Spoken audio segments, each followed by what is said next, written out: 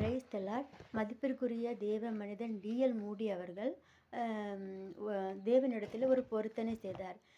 தினமும் ஒருத்தருக்காவது தனிப்பட்ட முறையில் சுவிசேஷம் அறிவிக்க வேண்டும் என்று சொல்லி ஒரு பொருத்தனை செய்தார். ஒரு நாள் அவர் தன்னுடைய ஊழியத்தின் காரணமாக வெளியூருக்கு பயணம் மேற்கொண்டிருந்தார். அன்று அவரால் யாரையுமே தனிப்பட்ட முறையில் சந்திக்க முடியவில்லை. ஆனால் இரவிலும் தூக்கம் வரவில்லை. நடு இரவில் எழும்பி வெளியே சென்றார். யாராவது கிடைப்பார்கள், அவர்களுக்கு சுவிசேஷம் அறிவிக்கணும் என்று சொல்லி வெளியிலே நடந்து சென்றார். அவருக்கு ஒரு குடிகாரன் கிடைத்தார். அவனிடம் போய், இயேசு உன்னை நேசிக்கிறார், நீ குடிப்பதை நிறுத்திவிடு, உன் சரீரத்தை கெடுத்துக்கொள்ளாதே என்று சொல்லி பேச ஆரம்பித்தார்.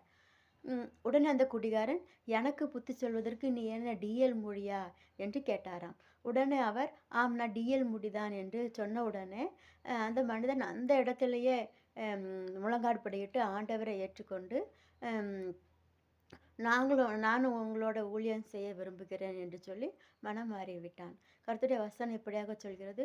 1 தீமோத்தேயு 4:12 நீ வார்த்தையிலும் நடக்கையிலும் அன்பிலும் ஆவியிலும் விசுவாசத்திலும் கற்பிலும் விசுவாசிகளுக்கு மாதிரியாயிரு என்ற வசனத்தின்படி டிஎல் மூடி அவர்கள் வாழ்ந்து காண்பித்துள்ளார். ஆமென். அல்லேலூயா.